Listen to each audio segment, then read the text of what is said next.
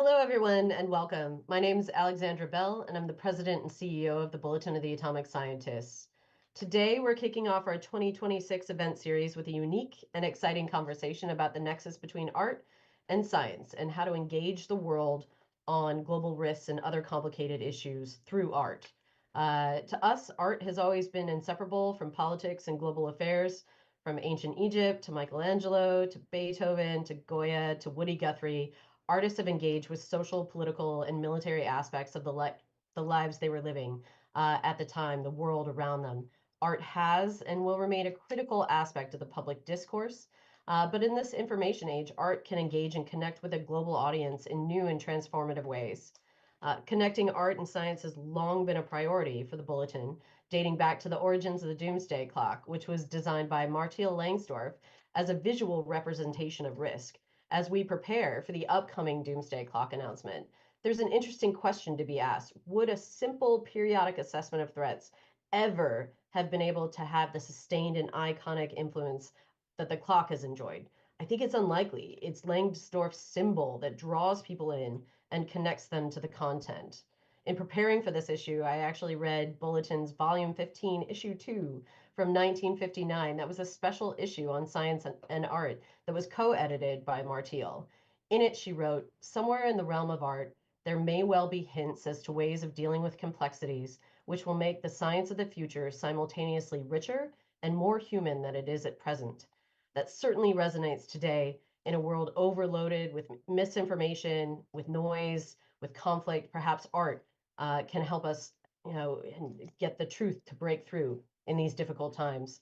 We'll be exploring that idea today with three creative leaders who've worked with the Bulletin in various capacities. Together, we'll be discussing the connections between art, science, and security, and how those connections can help us solve the world's most challenging problems. First, joining us today is David Harrington, violinist, founder, and artistic director of the Grammy-winning Kronos Quartet. The New York Times stated that the Kronos Quartet has broken the boundaries of what string quartets can do. And they have done this by spending decades collaborating with the biggest names in modern music, making statements about the key issues of our time, such as climate change, war, and justice. We're also proud, very proud, that Kronos is now the inaugural artist in residence here at the Bulletin. Next, we have Kim Stanley Robinson, a noted American science fiction writer. He has written dozens of engaging stories and groundbreaking books like The Ministry for the Future and The High Sierra, a love story. Focused on climate change, social change, he was featured speaker at COP26 and at the UN Summit for the Future in 24. For the Bulletin, Stan was the judge of our first ever fiction contest, Right Before Midnight, WRITE, which is the focus of this month's magazine. It's currently available. I highly recommend it. The stories are amazing. We're so grateful to Stan for his help with that. And finally, Lovely Umayam is the founder and chief creative producer for Bombshell, an arts collective that is leading conversations at the center of arts, culture, history, nuclear nonproliferation, and disarmament. Her organization was the first prize winner of the U.S. Department of State's Innovation in Arms Control Challenge. It's where we first met. From 2016 to 2019, she managed the nuclear security portfolio at the Stimson Center. And for the Bulletin, she's authored articles, led projects, including co-founding Atomic Terrain, a portfolio of artistic projects aimed at drawing attention to how nuclear legacies reverberate in today's world. Thanks all of you for being here today. To those watching, we always want to hear from you. Just send your questions through the chat function and we'll be watching for them. But for now, let's start with the understanding of what motivated each of you to connect your own creative paths with global risk. So David, let's start with you. How and why did you start the Kronos Quartet? In August of 1973, I had the radio turned up really loud, and on came a piece of music that changed my life forever. And right at that point, I was looking for music that somehow uh, I felt would deal with the world as I was experiencing it. And George Crumb's Black Angels became my song. And I had to find a way to play that piece. And a month later, I started Kronos. And the world that I grew up in was the world of the American War in Vietnam and what that was doing to our, um, well, to the people of Vietnam, to our cities. It was a time for a young person like me to really try to find music that felt right. And all of a sudden, there it was, and I had to do it. And that's why I started Kronos. Amazing. Stan, can you tell us a little bit about your start as a writer? And when did you start thinking about your writing as a way to approach real world challenges? Well, I could say it started at the very beginning in that I grew up in Orange County, California, and it changed from orange groves to a city right before my eyes when I was a child and youth, and at a rate of 5 acres a day of orange trees torn down and replaced by freeways and whatever Orange County is now. So I was an intense reader, but didn't know science fiction existed until I about the time I left for college at UC San Diego, and I ran into it like, again, like Duke David, a light bulb going off over the head, or a conversion experience. Science fiction struck me as a realism. It was more accurate to the way life felt to me in my lived life than ordinary uh, literary fiction. So I became a science fiction writer in my mind from reading it at about age 18. And it always struck me as being more about the way we live now than domestic realism did. So I've pursued that ever since. And I can finish by saying my first novel was actually a post-nuclear neutron bomb exchange novel. Not and by any means my best work, I have to immediately say, but in the science fiction field, the nuclear possibility is a subgenre, and there's quite a few. I can talk about this later, but there's quite a few powerful, and I would say um, society changing post-nuclear fictions. So science fiction has done its part to try to represent what the danger that we're in. Hmm. Thanks for that. Lovely. Let's move to you. Your path was a little bit different. You started as a nuclear policy expert, focusing on nuclear risks, nonproliferation, and then you shifted to incorporate art into the work that you were doing. Can you talk a little bit about that journey? Yeah, so my upbringing is in this field is quite strange. Exactly, how you described it in that I pursued the traditional path at first. And by my mid-20s, I was really fortunate enough to be already working at the US Department of Energy, specializing in nuclear safeguards. But I would say, there were two things that kept coming up that ended up becoming like a big life twist and why I'm doing a lot of like, artworks now. The first is that in the world of policy, it's so different from how I was introduced to the idea of the nuclear, which was really shaped by pop culture. And I became really interested in the ways in which our understanding of the nuclear is mediated by different creative works that blended fact and fiction. So that kept coming back to me. And then the second is even within my policy work, I had, again, the great fortune of just traveling in a lot of places and meeting different stakeholders, different people. And some of them are engineers, regulators, diplomats, and even though their work is technical or bureaucratic, it's still sort of boiled down into a story about the nuclear technology being an economic driver or a terrorist threat or an extractive technology. And I was really intrigued by the ways in which these stories ran in parallel with each other and sometimes collided and conflicted with each other. And so as I pursued this like professional track, there was something kind of like calling to me, like underneath all of that, like underneath the regulations, the treaties, and I was just pulled by that, and I couldn't really pursue that without the arts. And so that's the reason why I started, writing, getting in touch with artists who are working on or creating artworks around nuclear issues. And that's how Bomb Shelter came to be. I was particularly interested in, what Stan and David mentioned, like there's this truth that's underneath the reality. And, I've been trying to pursue that ever since. Great. Now, shifting a little bit to that policy, climate change is one of the focal points of the Bulletin's reporting. Our first article on a warming planet was actually in 1978.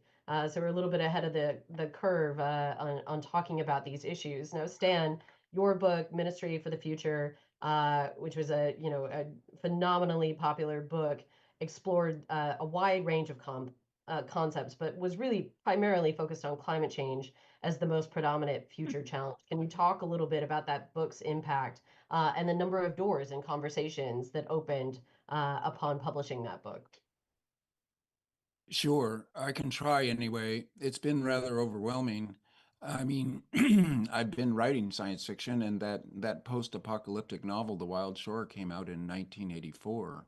So I've been a working um, science fiction writer for 40 years and pretty well known as such. I was comfortable in my role. And then when Ministry for the Future came out in 2020, um, it was as if a bomb had gone off to fit with our theme here in my life anyway, in that suddenly I was speaking on to many more people on a larger stage. In other words, people who had never read science fiction before and didn't even understand that Ministry for the Future was a work of science fiction were reading it, and it was changing their perception of the dangers of climate change. And I was thinking about this, your doomsday clock, a midnight, it can be punctuated by the mushroom cloud of the midnight being portrayed is, at least in the most simplistic level, a nuclear war. Well, climate change is different, and so the midnight in this case, for me, would be we could get to a place where the positive feedback loops of warming creating more warming, creating more warming, that we're getting close to what is popularly called tipping points, that we will tip over into such rapid global warming that even if all humans on Earth decided, okay, now we'll do something about it, we would not have the power to do it. So that's a midnight of a different sort, this tipping point into the runaway greenhouse effects. And we don't know how close we are to it. If you were to try to do a doomsday clock and set the time before midnight, knowing all that we know, you couldn't say. You can only say we're closer than we ought to be, and we ought not to get closer. So it's a little bit more fuzzy as a catastrophe, but it nevertheless is a catastrophe if we tip over that point into an inability to cool the planet down no matter what we do, because we only have limited powers over these planetary processes. So ministry kind of outlines that, and has since then I've been doing nothing but talking about it, traveling as little as possible, but still there's been quite a bit of travel to COP26, to COP30 in Brazil recently, and to the UN Summit for the Future in September of 24, which was underreported, but they're packed for the future, a kind of like Martin Luther's 95 Theses. It's a long document, a to-do list of things that we need to do to hand on to the future generations a biosphere that is not damaged beyond repair. So it's worth talking about. I have regrets of being kicked out of my comfortable life, but what else am I going to do? It's worth talking about. Yeah. No, thanks for that, Stan. And also, I think you're hitting on something interesting since I've taken over at the Bulletin. People's conception of what midnight is very personal and it's very subjective. And if you're looking at it from a frame of a threat that you are focused on, whether it's bio or climate change or nuclear. Midnight looks very different, and very interpretive. So I think again, sort of bringing that idea of these complex policy issues actually still connects back at a very personal level to how people view the world. So Yeah. lovely. Oh, sorry, go ahead. Can I just add to follow up on what you said, because this is so interesting. What many of us are worried about now, and I think including young people, is what if it's 12:20 on 20 minutes past midnight, and we did not notice the midnight crossing, which that happened to us last New Year's Eve, just a couple of weeks ago. And this is what I think is haunting current civilization. Mm. Yeah, when is the time to act? And the tipping points issue is something that we continue to work through. We actually did a tipping points issue in 2025, where there is debate about where that point is and are we going to catch it?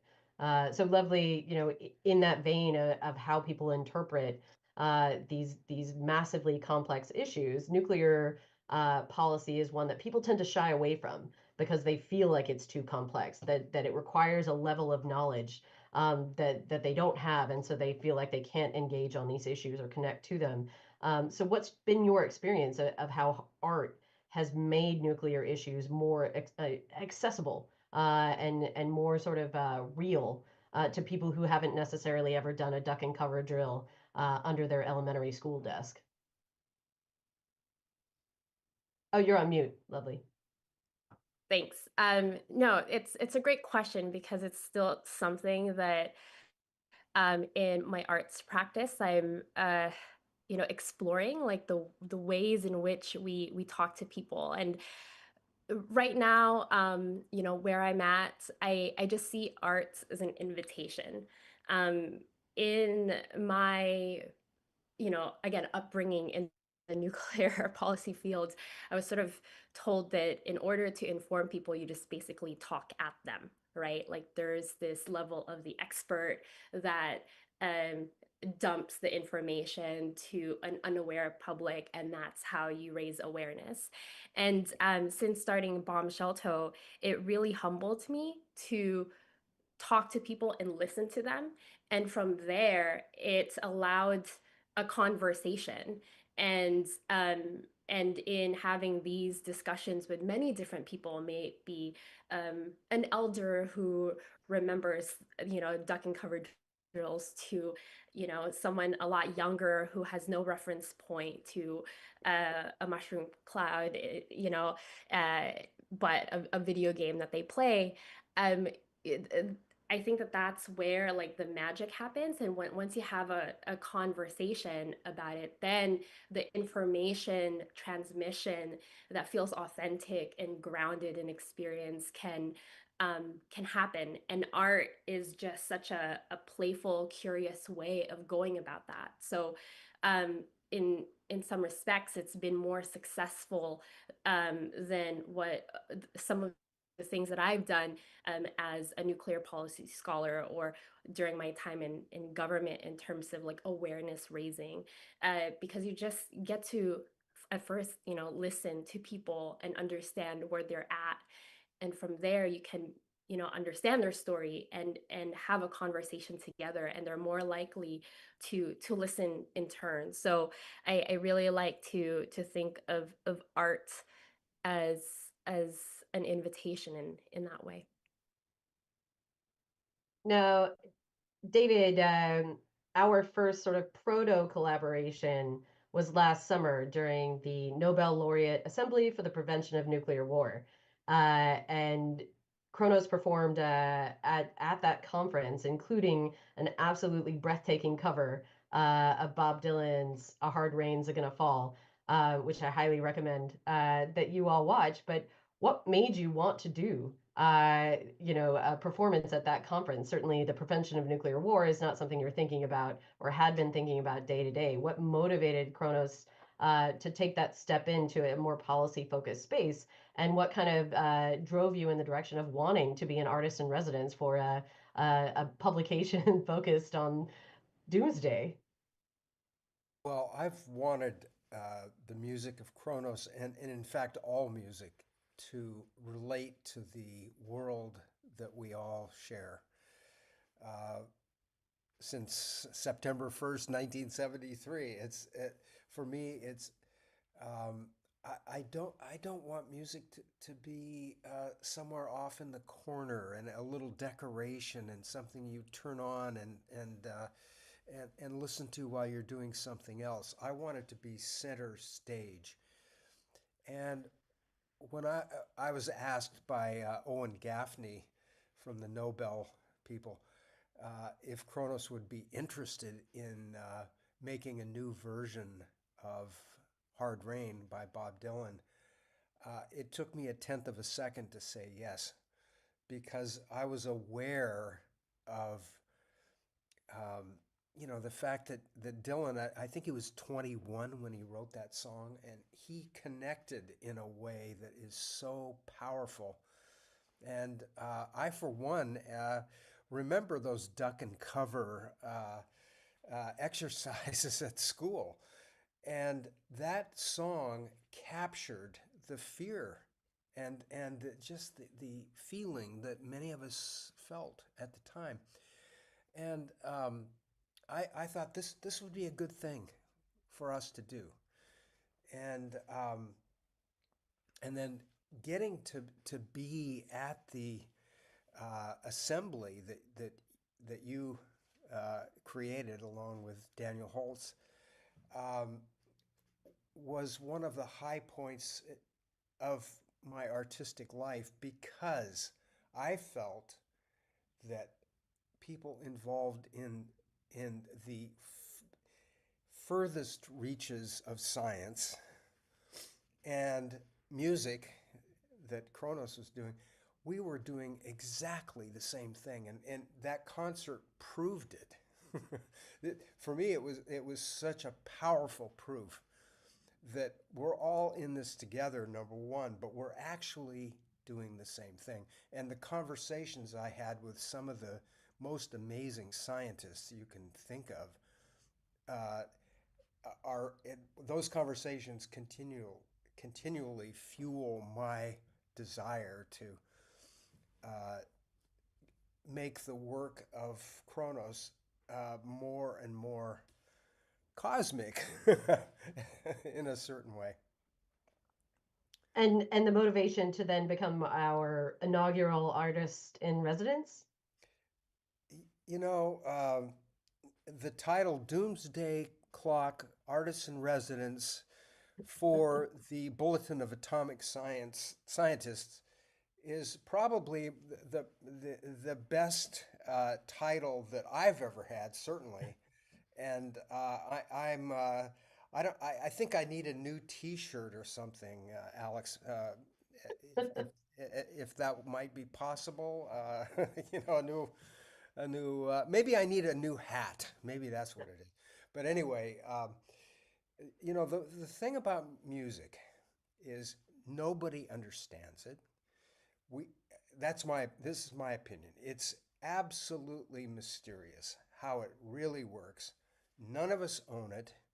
We get to share it for a little while with each other, and we try to find the notes that matter to us. And if we find one that really matters, then we try to incorporate that into our own lives and disseminate that, and maybe learn from it and make one ourselves that can enlarge our creativity. Hmm. It's but how does it really work? I have no idea. We'll work on that together. Let's do Yeah, that. yeah. And I'll take a note about the hat or the t-shirt. Stan. So, in addition to having this new focus on music, and I can assure you I've been to a lot of nuclear concerts or conferences. I've never been to one where the majority of the participants were crying at the end, but in a good way, in a hopeful way. And we really think that connection, that reminds people that this isn't just sort of arbitrary, abstract content that we're talking about. It's literally life and death. it's how we save ourselves.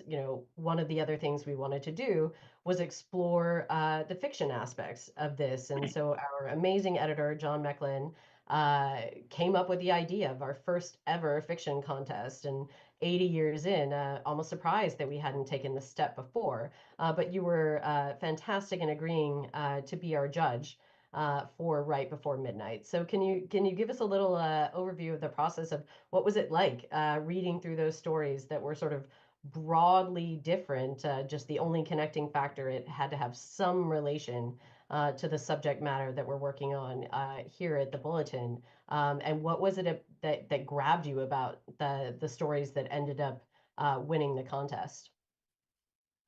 Well, it was a pleasure for me to participate because it was relatively easy. People at the Bulletin did the hard work. And it was extraordinary, the response that you got, encouraging in several different ways. More than 700 entries into this fiction contest, and Mhm. only 10 stories were sent on to me, and I was the sole judge. I didn't have to collaborate with other judges, which is messy and bad. And I didn't have to, at least I took my purview with some liberty to say I didn't have to pick just one because these 10 were really good stories. And maybe it's not surprising, the 10 best out of 700. I was really impressed because some of these were people with short story writing experiences and MFA experiences, but not very many. Mostly, these were people just saying, I want to tell a story, and their lives pushed them into it. And this was an opportunity. You can tell that in the stories themselves, the lived experience that gets transferred.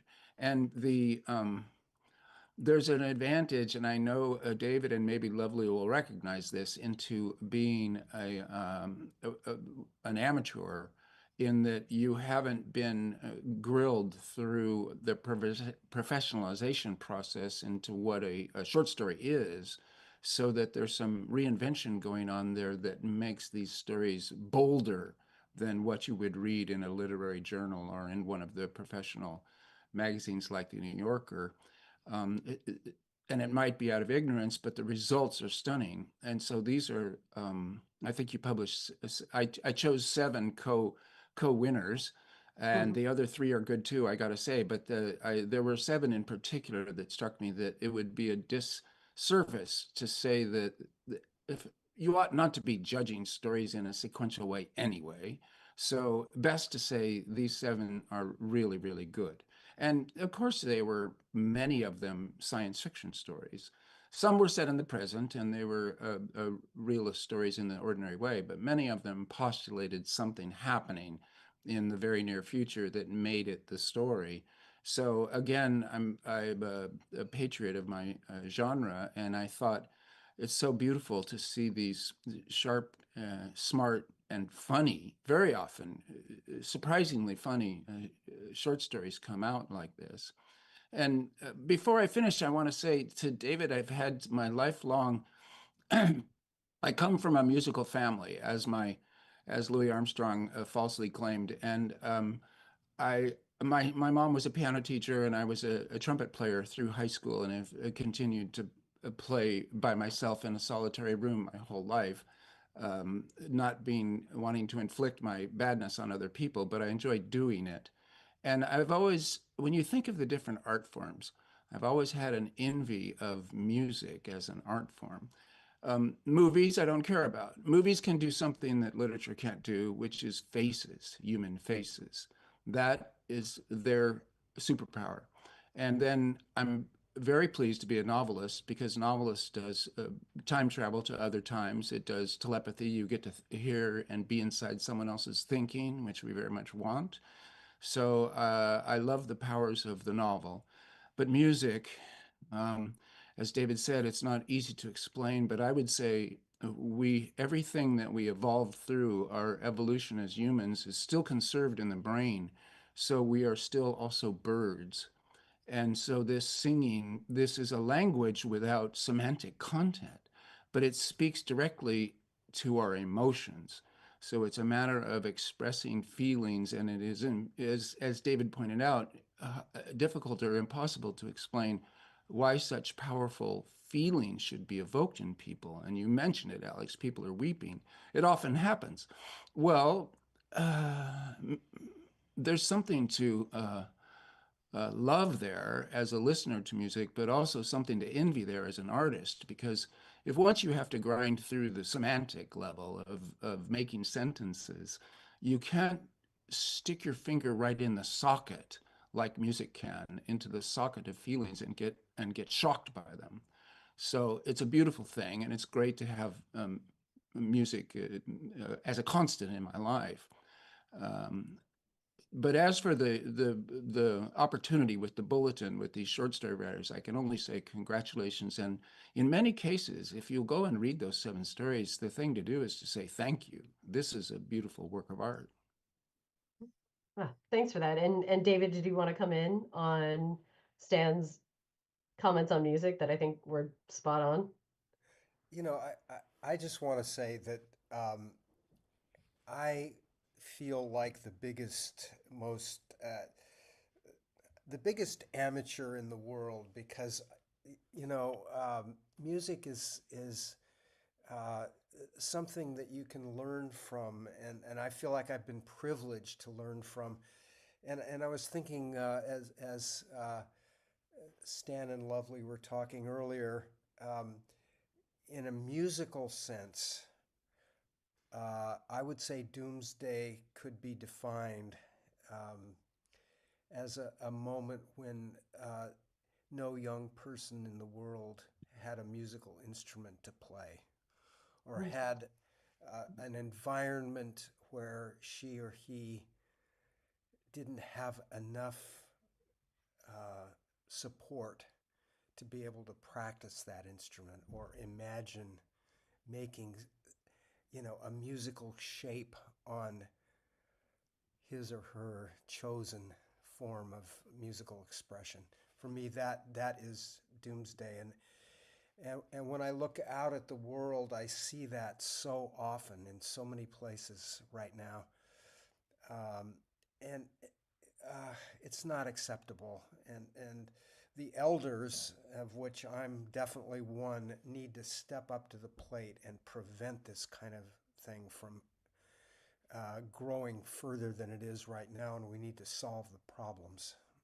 Hmm. No, thanks for that. And that brings something to mind, Lovely, that maybe you can weigh in on first, and then Stan and David, if you'd like to say, the fiction contest that we did was one way to give a platform to people with something to say, but there's so many people out there with something to say. What are your suggestions for how artists, particularly young artists, can find their voice and find audiences for their messages? Well, first of all, I did want to say I had a chance to read through the stories, and I Stan, you mentioned that some are like humorous, and to me, that's quite disarming. The fact that humor illuminates a truth in something that we typically feels uh, very depressing, a very difficult topic to access. It just goes to show the power of the art to do something that's light, um, and still touch people. And I think that it goes back to what I'm saying, that it's an invitation, right? Like, how do you make someone curious enough, and connect with them enough to engage in this issue? And in terms of I guess a message to young people on how to I guess draw from their artistic passions and use that somehow. At least speaking for myself, I'm still trying to identify as an artist. I act as a creative producer. I do a lot of works with different artists, and we come up with a project together. But my particular craft that I'm really trying to, I don't know, not master. I don't think I'll ever master it, but it's like the form of an essay. And I actually think it's one of the hardest things. Like, writing is so hard and so beautiful, but very hard at the same time. And I would say enjoy the process. I think a lot of people, when we think of art, we think of the end product that is being shared with everybody else. And of course, that's beautiful, and that's when you see the meaning making and the connections with other people. But as someone who has become, closer, trying to become closer to this identity of an artist, there is so much that you can learn about yourself through the craft of learning the craft and being humbled by the craft and the process of making something, being emboldened to try in the first place and maybe failing a little bit and then trying again. And I think that that's, going back to my initial remarks earlier, that there's this, trying to answer this bigger question of how do we live a good life when everything feels terrifying? How do we grapple with these big technologies that is both can be horrifying but also beautiful? And I think it's through that craft of just of making something to begin with. I worry that a lot of young people today, given social media, we all think about what the end product will look like and less about the actual process of doing. And so I would tell them to take ownership of that process, because that's usually where the magic happens. When you fail a little bit, get humbled by it, and then do more of it. So hopefully that makes sense. But I've been really meditating on that a lot, because I think with short attention spans and this desire to be perfect and instant gratification, we are, I think, beginning to lose the magic of the process. And I'm curious if, David and Stan would, if that resonates with you at all as, quite established artists. Yeah, Totally, totally. For me, the most fun is the rehearsals that we get to have. And more often now than ever, we're inviting audiences to our rehearsals. And when we get to work with a composer and put a new piece together and experiment, and uh, the shape gets formed by all the hands in the room. That that is the most fun. It's the most fun, and you never know where a good idea might come from next. And um, as my uh, teacher told me once, she said, um, "Great thing about music is it always can be better." Mm. And I think I totally believe that. Um, you know, each new composition is an attempt to stretch towards something better than we've had before. Dan, your thoughts? Yeah, for me, I love this concentration on craft, although that too is a very mysterious business. I haven't written any fiction since finishing The Ministry for the Future, so that means 6 years. And previously in my life, I would have said the longest period of time I had gone without it would be more like 6 weeks. So this has been shocking, and really moving from a novelist to a op-ed writer or even a public intellectual is a big step downward from, at least from where I want to be. And so I was worried. Okay, I'm starting up a new novel. Can I do it? I may have forgotten. But then I thought to myself, I never knew how in the first place. You can't forget what you never knew in the first place. And so you just try. So there are craft elements to it that come down to the simplest things. In writing sentences, you're doing what we do um, naturally after we're about 2 or 3 years old. You pick up language, you talk, and then we're all addicted to stories. We tell stories. It's a little bit more mysterious in. I would again revert to an envy of music. The Aristotle talks about catharsis. You go through the work of art and you feel better on the other side because you've expressed an emotion. That's fine. And I actually love the way readers of novels are co-creators that bring these novels to life in their own co-creation. That's one of its powers. But what I'm thinking about music is that when I see a play or a movie or read a novel, catharsis, do I come out the other side, like Aristotle says, feeling better? Well, I don't know. Often not. I think, no, that didn't work. I'm still troubled. I haven't experienced this catharsis.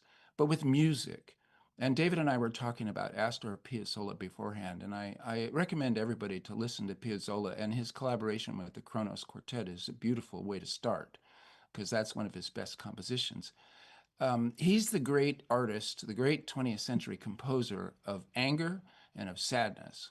So when I'm feeling sad or angry, which is, not infrequently, I put Piazzolla on the box and turn it up really loud, and I actually feel better when I'm done because something has happened, some discharge, some intake. It's inexplicable. But if there is catharsis out of art, it's music where it works. This is what I'm thinking. Hmm. And No, I appreciate that. And I certainly can admit to having a Spotify playlist, designed specifically for moods I have. Lovely, you have one? yeah, I just wanted to add that this mystery and trying to stick with that mystery and embrace that mystery. I mean, part of that is so antithetical, again, just based on my experience working in a nuclear policy field, right, where uh, knowledge is uh, not static, but there's a certainty, right? Like as an expert, you have the answers, and it's very antithetical to just embracing the unknown. But one thing that I did, really learn from this journey of becoming an artist or embracing the arts is that the not knowing allows for possibility, which allows for imagination. And I don't think, I think the nuclear policy field um, could use more imagination. Like Arundhati Roy has this amazing essay about how nuclear weapons, one of the reasons that it's so terrible is that it's robbed us of imagining a world without it, right? Like that is uh, actually just such a cardinal sin of not being able to imagine a world without nuclear weapons. And Hmm. art sort of reverses that. Like, what if?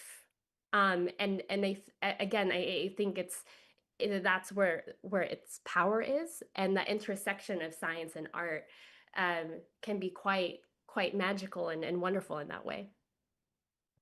So we've covered a lot of ground today, and really, I think getting to the core of how art, like science, can break boundaries, can open imaginations, can evolve, and both can show the truth. And importantly, both can change minds. So I think, harkening back to what Martial wrote, Langsdorff wrote back in 1959, that the connection between these two communities can help identify the way ahead in terms of the challenges we're facing. But to close out today, and I'm going to put you all on the spot, what is one book, piece of music, movie, poem, piece of visual art relevant to the conversation today, to how we manage human cause existential threats that you would recommend to this audience? And David, I'll start with you. Oh, that's not fair. Well, let me put it this way. Uh, Howard Zinn's A People's History of the United States was required reading uh, to become a member of my family when my future son-in-law asked permission to marry my my daughter. So I would have to say that book, and I recommend it to everyone. Uh, Wow. Great. Stan? Well, I just came from a couple of weeks ago, the Howard Zinn Anarchist Book Fair in at San Francisco City College, and it was a pleasure to see that crowd. For me, I'm so glad you asked, Alex, because I've been wanting to talk about this book the whole hour. Um, Neville Shute, 1955, I believe, On the Beach. And because post-apocalyptic fiction as a subgenre of science fiction is a little bit too much like comfort food For one thing, they're always writing about survivors. And for another thing, the survivors are always heroic. And the problem of not having any toilets is never discussed. And one comes away from these books thinking, I would be one of the heroic survivors, which isn't true. Or, oh, those poor people, I sure am glad I live in, 2026 in our comfy, safe world. So I don't like post-apocalyptic fiction. But here's what Shute did in 1955 when the news needed to be told, was say everybody would die. And here, strangely, the movie is quite good. It still needed to be a Hollywood movie, but it stuck to the story and everybody dies. And there's a couple of points in the movie that are so shocking that I think the world changed. And indeed, the Cuban Missile Crisis might have gone otherwise without this work of art to tell that story. Everybody will die. One thing, they cast Fred Astaire, the aging Fred Astaire, and you think of him as the suave dancer, so graceful. And he's at the end of his life, and he's driving erratically and badly in a last car race, hoping to kill himself in a car. And when it's Fred Astaire, it's very effective. Then also they go north because the northern hemisphere has died first, and all the people left alive are in Australia because of the winds and the radiation, etc. And they go into an empty San Francisco.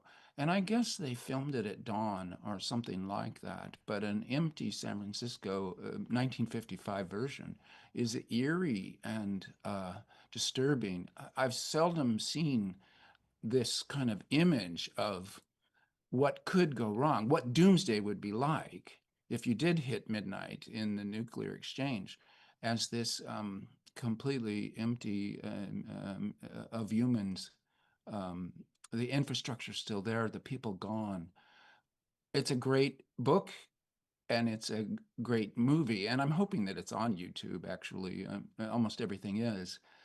And it has this strangeness of it still has to be Hollywood, but the thing is that people face their own deaths. Everybody has to do that eventually. But to face also human extinction as part of your death is a stunning artistic achievement. No, thanks for that recommendation. And particularly because I think movies like Doctor Strangelove get mentioned a lot, or even The Day After, but On the Beach is an essential one that I think people very much should watch. So thank you for bringing it up. Lovely, we're almost out of time, but I want to give you a chance to give your pick. Sure. My pick would be Robert McFarlane's Is a River Alive? It's an amazing book about rivers and how to acknowledge them as living beings in an artistic sense, in a legal sense. And I thought that book really weaves reporting and policy and arts, the craft together really beautifully. And if I may, just like one other recommendation, another existential threat that I've been like thinking a lot about is just again our attention spans. Like we're passively consuming knowledge and information, not even knowledge, just information. And how do we gain it back? And one book that has really helped is Italo Calvino's If on a Winter Night's a Traveler. It's like one of the most frustrating, entertaining books you will ever read. If you want to read more, as in not audiobook, not on your screen, like it acknowledges you as an active reader and it will force you to actively read. So I really recommend this book. Thanks for that, Lovely, and appreciate the passion. I think that's a necessary reintroduction into our public discourse that reading is an active activity. But that's all the time we have today. And Lovely, Stan, David, thank you so much for your time. As for the Bulletin, we'll be back live on January 27th for the unveiling of the 2026 Doomsday Clock. So please tune in 10 a.m. Eastern, 9 a.m. Central, as we broadcast the findings from our Science and Security Board. We'll be returning for another event in February addressing AI and nuclear security. So please keep your eye out for that. Thank you for turning in. Thank you to Robert Levin.